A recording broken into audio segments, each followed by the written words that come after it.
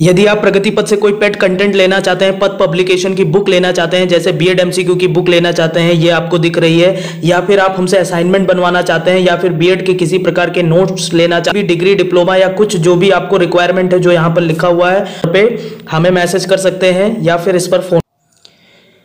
Deendayal Upadhyay Gorakhpur university के द्वारा जारी की गई यह नोटिस जो कि 12 तारीख को जारी की गई है, इसे हम चर्चा कर लेते हैं 12 फरवरी की। हालांकि हम ये चीज़ गेस भी कर रहे थे कि ये चीज़ें पोस्टपोन से रिलेटेड जो न्यूज़ है वो 13 तक आएगी, बट एग्जैक्टली गेस करने के कुछ दिन पहले यानी 12 को ही ये चीज़ आ गई। पिछले वीडियो में हमने गेस भी करी थी और आप लोगों को पता है कि एग्ज़ाम पोस्टपोन होने के साथ साथ ऐसा नहीं है, बहुत सारी अच्छी चीज़ें आपके साथ आई हैं, कुछ बुरी भी आई हैं और कुछ अच्छी भी आई हैं, उसको भी हम डिस्कस कर लेंगे। और ओवरऑल पूरे एग्ज़ाम को डील कैसे करना है, हालांकि एडमिट कार्ड कब आएगा उसको एक वीडियो में बनाकर बताऊंगा कब आएगा। अभी कोई ऑथेंटिक न्यूज़ भी नहीं है तो उसका कोई मतलब नहीं है बनाने का, बट हाँ ये चीज़ यहाँ पे एग्जैक्टली क्लियर कर लेंगे कि अब आगे का मैप क्या होना चाहिए। जैसे अभी तक की जो स्ट्रैटेजी थी उसको थोड़ा सा चेंज करेंगे हम, उसका थोड़ा मॉडिफिकेशन करेंगे ड्यू टू टाइम ज़्यादा हो गया इस वजह से, ठीक है। तो पहले नोटिस को देख लेते हैं। देखो नोटिस में बहुत ज़्यादा कुछ पढ़ने की चीज़ है नहीं, बस खाली ये है कि आपका एग्ज़ाम डेट चेंज हुआ है, बाकी टाइम वही है। इन्होंने ये चीज़ बोला है कि निर्धारित परीक्षा केंद्र, अब ये निर्धारित परीक्षा केंद्र में इन्होंने ये चीज़ नहीं क्लियर करी है कि आपका होम सेंटर रहने वाला है या कहीं बाहर जाने वाला है। तो ये तो समय के साथ ये चीज़ें क्लियर होंगी, एडमिट कार्ड का भी समय के साथ क्लियर होगा, उसके बारे में भी कोई ऑथेंटिक इन्फॉर्मेशन अभी है नहीं जिस पर वीडियो बनाकर चर्चा की जाए। दिनांक आपका जो चेंज हुआ है वो 18 से स्टार्ट किया गया है, तो अभी नीचे मैं आपको शेड्यूल दिखा दूंगा, उसकी कोई चिंता नहीं करना है। तो एक फंडामेंटल जो न्यूज़ है वो यही है, ठीक है, कि आपका ये थोड़ा सा यहाँ पे क्लियर है कि हाँ होम सेंटर हो सकता है लड़कियों का, ज़्यादातर लड़कों का जा सकता है दूसरे जगह पे, ठीक है। और यहाँ पर 18 से एग्ज़ाम तो होगा ही 18 से। अब हम शेड्यूल पर चर्चा कर लेते हैं, बाकी नोटिस तो ऑथेंटिक है, आप देख ही सकते हैं। इसमें कोई, जैसे कुछ बच्चे ये बोल रहे थे सर आप वो जो 18 हम लोगों ने बोला था तो आपने बोला उसको फेक है। देखो भैया ये है ना कि जो नोटिस वायरल कराई गई थी वो नोटिस ऑलरेडी एडिट करके वायरल कराई गई थी, वो कोई ऑथेंटिक ऑफिशियल नोटिस नहीं थी। हालांकि न्यूज़ मैंने आपको यही बोला था कि न्यूज़ सही हो सकती है, क्योंकि गेस तो हमने पहले भी कर दिया था कि पोस्टपोन होने के चांसेस हैं, क्योंकि बहुत सारी कमियां हैं, ना तो एडमिट कार्ड क्रिएट हुए, ना एग्जाम पेपर्स तक नहीं बने। अभी एग्जाम पेपर नहीं बने हैं। यूनिवर्सिटी जो कॉलेज हैं वो खुद तैयार नहीं है, माइंड मेकअप ही नहीं है कि एग्जाम कराना है, तो पोस्टपोन तो होंगे ही होंगे, ये तो लॉजिक है। बट जो नोटिस वायरल कराई गई वो बिल्कुल ही फेक नोटिस थी, ये मैं कह रहा हूँ। न्यूज़ सही है, अब ये नोटिस और उस नोटिस में आपको डिफरेंस दिख रहा है, नहीं दिख रहा है। ये नोटिस आप देख सकते हैं और वो नोटिस देख सकते हैं, वहाँ पे तो एग्जैक्टली डेट को भी एडिट किया गया था, और लिखने को तो आप ये भी MS वर्ड पे जाके लिख सकते हैं। बात समझ गए?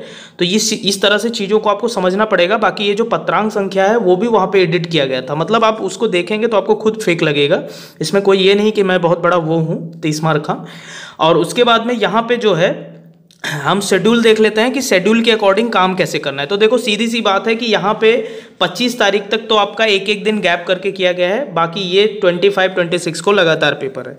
अब डील कैसे करना है ये सबसे ज़्यादा इंपॉर्टेंट है, क्योंकि ये चीज़ तो कोई भी बता सकता है कि कब क्या है, बट डील कैसे करना है। देखो डील ऐसे करना है कि आपको उल्टा चलना है। अभी क्या करना है कि आज जो आपका डेट है उसके अकॉर्डिंग आपको क्या करना है, तो इसको डील कैसे करना है ये मैं आपको बताने की प्रयास कर रहा हूँ। देखो डील करने का ये है कि सबसे पहले आप एक काम करो, जो आपका डेट है आज 13 डेट है, ठीक है, तो 13 को क्या करो कि उल्टा चलने का प्रयास करो। जैसे 13 को पहले, अब आपने पढ़ तो सब लिया होगा, अब यहाँ पे अगर नया पढ़ने फंसोगे तब तो दिक्कत होगी। मैं ये चीज़ उन बच्चों के लिए पढ़ा रहा हूँ जो ऑलरेडी हमारे पेड ग्रुप से जुड़े हुए हैं या खुद से जिन्होंने तैयारी करी है और लगभग सिलेबस उन्होंने कंप्लीट कर लिया, क्योंकि होल सिलेबस तो किसी का होता नहीं है, लगभग होता है, अप्रॉक्स होता है कि हाँ इतने से इतना पढ़ लिया मैंने इस यूनिट को। अब आपको करना क्या है कि 13 को आपको इन्वायरमेंट पहले प्रिपेयर कर लेना है, जैसा बता रहा हूँ ऐसा करो। उसके बाद में 13 के बाद 14 को उल्टा चलना है, पेपर 4 कर लेना है, या जिसका पीस वैल्यू है वो इसको 13 को कर ले, इसको 14 को कर ले, उसके बाद इसको 15 को कर ले, उसके बाद इसको 16 को कर ले, और उसके बाद इसको 17 को रिवाइज करे। यानी कर ले का मतलब रिवाइज करना है, यहाँ पे नया कोई नहीं पढ़ना है। ये रिवीजन वाले बच्चों को मैं बता रहा हूँ, क्योंकि यहाँ अब कुछ बच्चे ऐसे होंगे जो स्टार्टिंग से प्रिपेयर कर रहे हैं, तो ये शेड्यूल उनके लिए नहीं है। ये शेड्यूल उनके लिए जो ऑलरेडी चीज़ों को पढ़ चुके हैं। रिवीजन कैसे करना है वो मैं बता रहा हूँ, क्योंकि भैया 105 के लिए आपको टाइम दिया नहीं गया। तो इसको पहले से डील करना है आपको, ठीक है। तो ऐसे जब उल्टा चलेंगे तो आप 17 को पहुंचेंगे और 17 को 101 अपना रिवाइज करेंगे और 18 को आपका एग्जाम है, ठीक है। इसके बाद में आपको किसी प्रकार की कोई दिक्कत नहीं होगी। आप ये सोचेंगे कि इन्वायरमेंट के लिए टाइम नहीं है, अरे तो हमने तो उसको 13 को ही कर रखा है, बस खाली टाइम क्या है। आपने 25 को पेपर दे के आएंगे तो 25 को पेपर देने के बाद 3:30 बजे खाली हो जाएंगे, 2-4 घंटे आराम किया तो 8 बजे रात में फ्री हो जाएंगे।